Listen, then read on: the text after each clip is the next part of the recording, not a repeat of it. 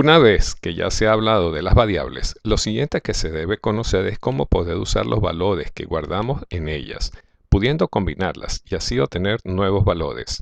Para esto es necesario conocer y emplear unos elementos del lenguaje conocidos como operadores, y los primeros que serán vistos son los operadores aritméticos. También se verán las funciones internas con las cuales se pueden combinar con los cálculos realizados con los operadores aritméticos. Los operadores son símbolos reservados por el propio lenguaje, que se emplean para desarrollar expresiones que combinan elementos conocidos como operandos para obtener un resultado. Aunque no será el único lugar en donde se escribirán, las expresiones son las que tenemos a la derecha del símbolo de asignación. Los operandos pueden ser variables, constantes, el valor que es devuelto por el llamado de una función, y obviamente pueden ser muy simples o llegar a ser elementos complejos. Los operadores aritméticos nos van a permitir realizar las diferentes operaciones aritméticas de álgebra. Las cuatro operaciones básicas que conocemos desde nuestros primeros pasos en el aprendizaje básico, tal como son la suma, siendo su símbolo el más, la resta con su símbolo de la resta, la multiplicación representado por el asterisco y la división empleando la barra inclinada. Hay que tomar en cuenta que el tipo de resultado asociado a una operación en principio está condicionado por los valores involucrados. Por ejemplo, si se suman dos valores enteros, el resultado también será del tipo entero. Pero en el caso de la división, siempre el resultado será del tipo real, sin importar si el resultado es exacto o no. Por supuesto, esto se complicará al mezclar diferentes tipos de datos, pero será analizado más adelante. En el caso específico de la división asociada al trabajo con números enteros, vemos que el cociente y el resto de una división están relacionados con el dividendo y el divisor mediante la siguiente fórmula.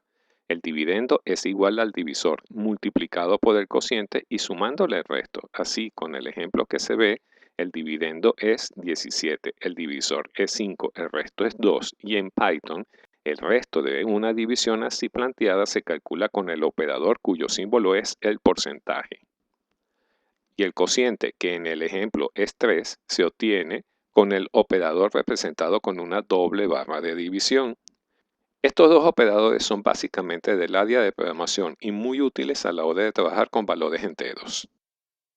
También se dispone de un operador que permite el cálculo de potencias y raíces. Las potencias se calculan con el operador doble asterisco, que debe ser escrito junto, teniendo en cuenta que x asterisco asterisco y equivale a x elevado a la y. Si se emplean exponentes negativos, se puede calcular potencias inversas y con decimales puede calcular raíces enésimas. Por ejemplo, x asterisco asterisco 0.5 es la raíz cuadrada de x. Es de resaltar que tiene la mayor prioridad de ejecución de los operadores vistos. Ahora que se trabaja con los operadores, hay que tomar en cuenta que los mismos serán usados para elaborar ecuaciones que pueden ser muy simples, por ejemplo, x más 21, hasta ecuaciones complejas con numerador, denominador, que a la vez pueden ser muy extensos. Así, cuando en una fórmula aparecen varias operaciones, se tendrán varios operadores en una sola línea de código. Y en este caso es muy importante tener en cuenta las prioridades de cada operador para representar bien la ecuación que se está trabajando. En Python, al igual que en otros lenguajes de programación, se aplican los operadores según un orden determinado, de acuerdo a la prioridad asignada. Para empezar la ejecución de las operaciones, se inicia a la izquierda hacia la derecha, realizando las operaciones asociadas a los operadores de mayor prioridad. Una vez que se hayan agotado las operaciones de un nivel, se regresa a la izquierda de la expresión y se ejecutan los operadores de la siguiente prioridad, y así sucesivamente. A continuación vemos un resumen de las características de los operadores matemáticos en Python. Tal como se mencionó previamente, la exponenciación es el de mayor prioridad.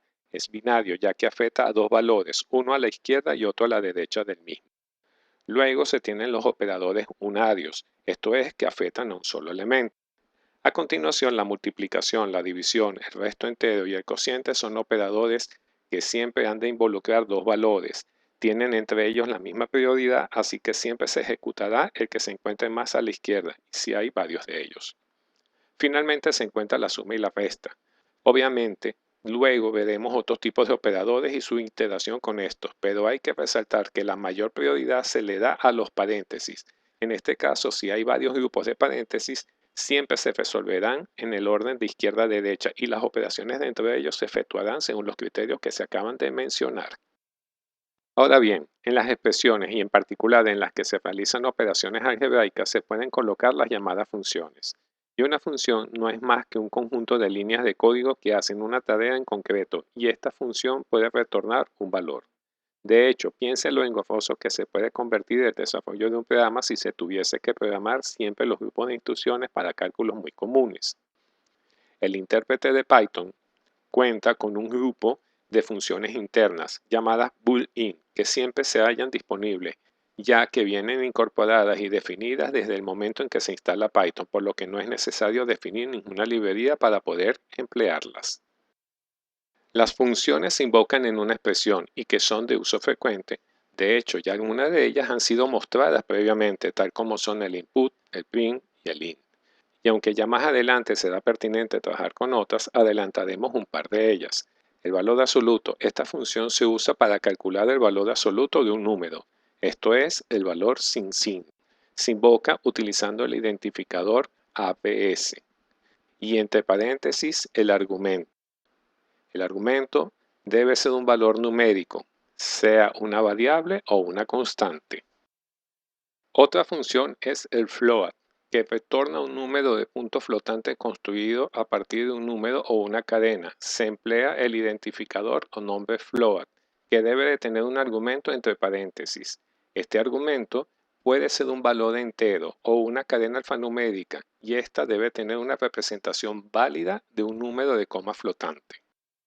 Las funciones internas o built-in no son las únicas que se pueden usar, de hecho hay infinidad de ellas o incluso uno puede crear las suyas, pero no siempre hacen falta todas en la misma aplicación. Para emplearlas se usan los llamados módulos, que cada uno se guarda en un archivo de Python, cuyos objetos pueden ser accedidos desde otro archivo. Esto en el fondo es una forma de organizar el código, ya que cada uno de estos archivos fungen como una biblioteca de objetos que podemos emplear.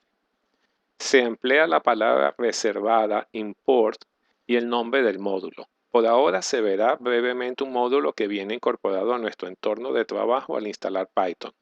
Luego ya se verá con más profundidad este tópico cuando se creen módulos propios. Este primer módulo es el mat, que proporciona acceso a las funciones matemáticas definidas en el estándar de C. Por ejemplo, se puede calcular un logaritmo con la función log, cuyo argumento va entre paréntesis y calcula el logaritmo natural de un número. Con log 10 se puede calcular el logaritmo en base 10 de un número. En ambos casos el argumento debe ser un número mayor que 0. Estas funciones no son directamente accesibles, por lo que se debe de importar el módulo de matemáticas math. Otra función es la raíz cuadrada. Pese a disponer del operador para la potenciación, al ser tan común esta operación se puede emplear la función sqrt y entre paréntesis el valor.